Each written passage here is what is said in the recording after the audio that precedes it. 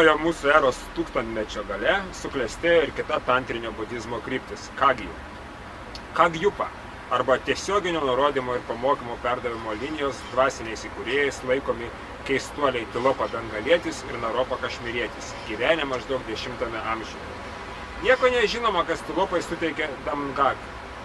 Damgag tai ypatinga tiesioginė žodinė psichikos treniravimo metodų perdavimo tradicija. Legenda pasakoja, kad į slaptą mokymą jogą pašventė Dakinių karalienė, kurią vargais negalais suradęs, jis didvyriškai nuo jos nuplėšė visus rūbus ir išprievartavo. Po šaunaus žygio Tilopa tapo atsiskyrėliu Avadhuta. Tokio tipo anachoretai apibūdinami kaip žmonės, kurie nieko nemyli, nieko nesigėdi, nejaučia jokios neapykantos. Jie nusisukę nuo visko pasaulietiško, nutraukė šeimos, visuomenės ir religijos saitus. Štai labai populiarus Tibete pasakojimas atspindintis realią tikėjimo įtaką čiabuojams, bei parodantis didžiulę koncentruotos minties jėgą. Vienoje gyvenvietėje buvo pastatytas naujas vienuolynas. Tačiau norint, kad jis pritrauktų aibės piligrimų, jame tiesiog būtina buvo laikyti kokiu nors šventų relikvijų. Kaimiečiai surinko pinigų, kai kas paaukojo ir paskutinius papuošalus, negailėjo net prabangaus turkio, kad tik būtų nupirkta jų vienuolynui kokiu nors šventų daiktų. Tam reikalui kaimo sueigoje išrinko vieną jauną drūtą gyvulių augintoją, patikėjo jam visą turtą ir pasiuntė jį į Lasą, kad tas nupirktų kokiu nors įjėgintų neabejotinų relikvijų. Dikinių vyras pirmą kartą patekęs į šventąjį miestą visiškai apsalo. Iš pradžių žvalgėsi po vienuolynus, meldėsi, atnašavo dievybėms ir demonams. Vėliau pirkosi prabangių aprėdų, pradėjo girtauti ir galų gale paskutinius pinigų likučius pralošė. Kadangi negalėjo tuščiomis pasirodyti gimtajame kaime, tai droždamas namo pakelėje, radęs besivaliuojantį kudloto šuns, vadinamą Tibeto vilkų dantį, sumetė, jeigu aukščiausios dievybės siunčia jam ženklą ir tiesė 1000 išsigelbėjimo rankų. Vaikis kruopščiai suviniojo iltį į išeiginę skepetą ir įsikišo giliai čiubos užantį.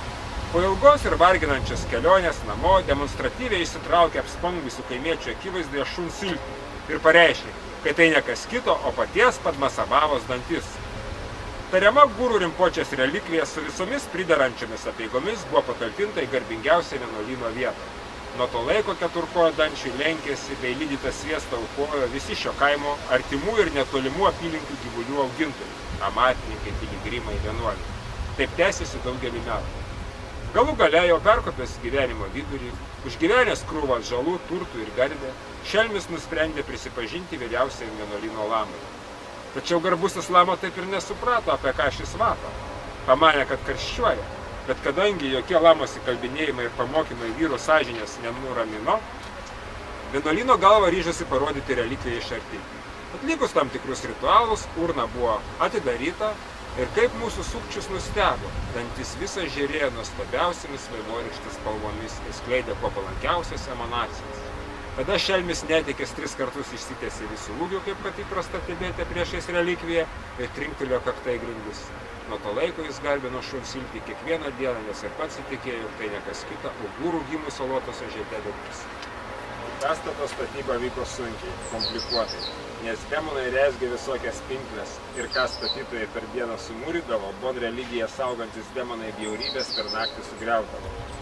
Gaila, kad dabar jie tūno neveiklus, o tai galėtų sugriauti Činkajos Tibeto geležinkelio liniją, per kurią ant pasaulio stogo srautais plūsta kinų darbininkai ir kitoks įvairiausias blogis.